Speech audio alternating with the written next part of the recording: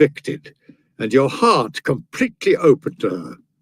But it's a nice thing, surely, to be familiar with a lot of subjects.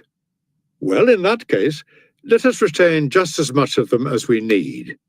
Would you consider a person open to criticism for putting superfluous objects on the same level as really useful ones by arranging on display in his house a whole array of costly articles, but not for cluttering himself up with a lot of superfluous furniture in the way of learning?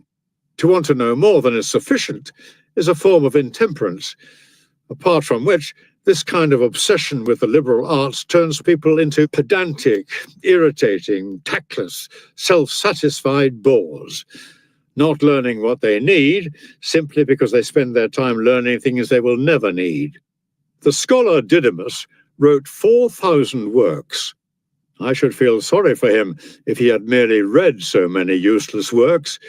In these works, he discusses such questions as Homer's origin, who was Aeneas' real mother, whether Anacreon's manner of life was more that of a lecher or that of a drunkard, whether Sappho slept with anyone who asked her, and other things that would be better unlearned if one actually knew them.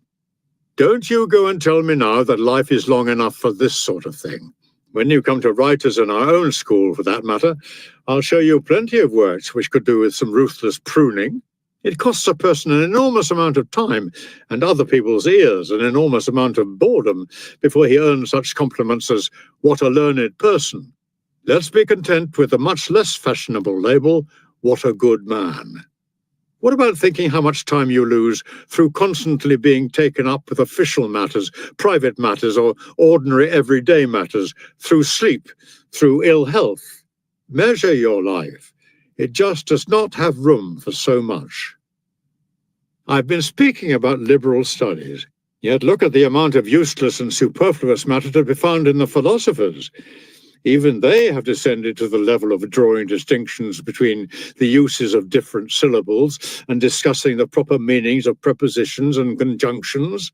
They have come to envy the philologist and the mathematician, and they have taken over all the inessential elements in those studies, with the result that they know more about devoting care and attention to their speech than about devoting such attention to their lives.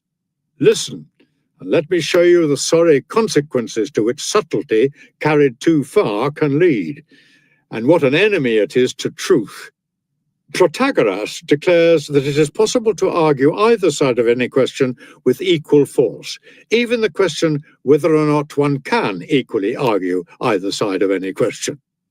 Now, Siphones declares that of the things which appear to us to exist, none exists any more than it does not exist. Parmenides declares that of all these phenomena, none exists except the whole. Zeno of Elea has dismissed all such difficulties by introducing another. He declares that nothing exists.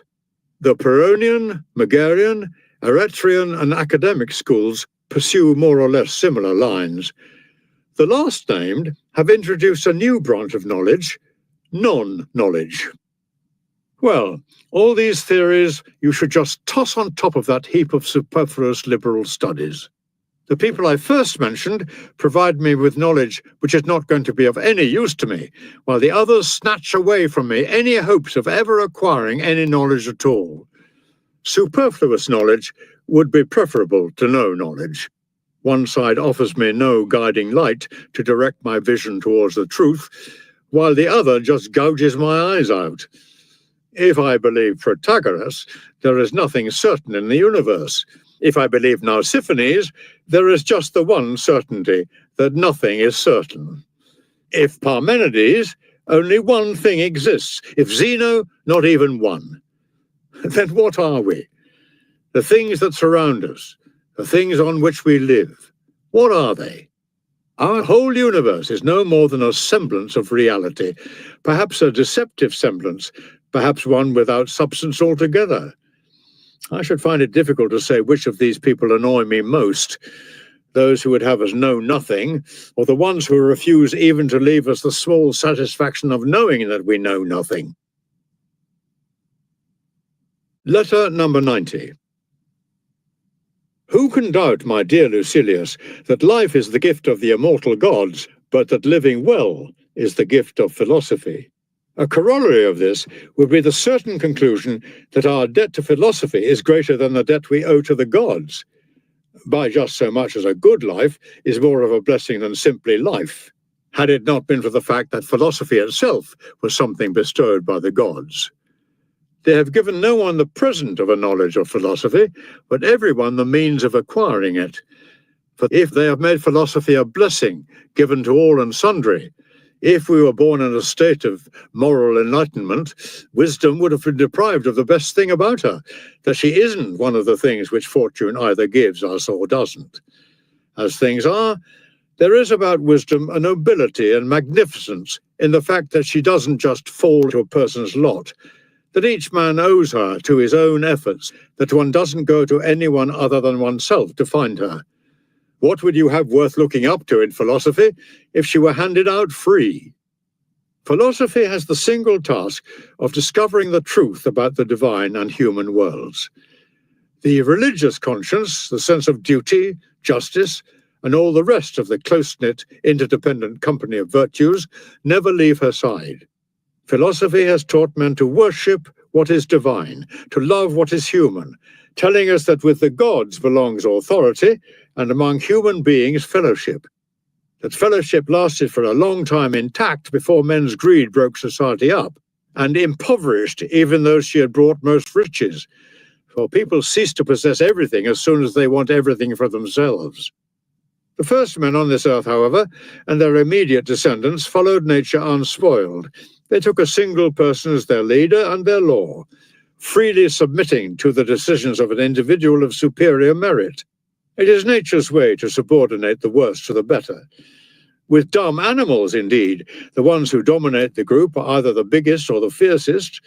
The bull who leads the herd is not the weakling, but the one whose bulk and brawn has brought it victory over the other males. In a herd of elephants, the tallest is the leader. Among human beings, the highest merit means the highest position. So they used to choose their ruler for his character. Hence peoples were supremely fortunate when among them a man could never be more powerful than others unless he was a better man than they were.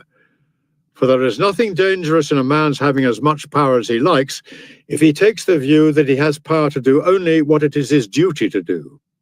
In that age, then, which people commonly refer to as the Golden Age, government, so Posidonius maintains, was in the hands of the wise. They kept the peace, protected the weaker from the stronger, urged and dissuaded, pointed out what was advantageous and what was not. Their ability to look ahead ensured that their peoples never went short of anything, whilst their bravery averted dangers, and their devotedness brought well-being and prosperity to their subjects. To govern was to serve, not to rule. No one used to try out the extent of his power over those whom he owed that power in the first place, and no one had either reason or inclination to perpetuate injustice, since people governing well were equally well obeyed, and a king could issue no greater threat to disobedient subjects than that of his own abdication. But with the gradual infiltration of the vices and the resultant transformation of kingships into tyrannies, the need arose for laws. Laws which were themselves, to begin with, drafted by the wise. Solon, who established Athens as a democratic state, was one of the 7 men of antiquity celebrated for their wisdom. If the same age had produced Lycurgus, an 8th name would have been added to that revered number. The laws of Zaleucus and Corundus are still admired, and it was not in public life or in the chambers of lawyers that these 2 men learned the constitutional principles which they were to establish in Sicily, then in its heyday, and throughout the Greek areas of Italy, but in the secret retreat, now hallowed and famous, of Pythagoras. Thus far, I agree with Posidonius. But that philosophy discovered the techniques employed in everyday life, that I refuse to admit. I will not claim for philosophy a fame that belongs to technology. It was philosophy, says Posidonius, that taught men how to raise buildings at a time when they were widely dispersed, and their shelter consisted of huts or burrowed-out cliffs or hollowed tree trunks. I, for my part, cannot believe that philosophy was responsible for the invention of these modern feats of engineering that rise up story after story, of the cities of today, crowding one against the next, any more than of our fish tanks, those enclosures designed to save men's gluttony from having to run the risk of storms, and to ensure extravagance safe harbours of her own, however wildly the high seas may be raging, in which to fatten separately the different kinds of fish. Are you really going to tell me that philosophy taught the world to use keys and bolts on doors, which was surely nothing but a signal for greed?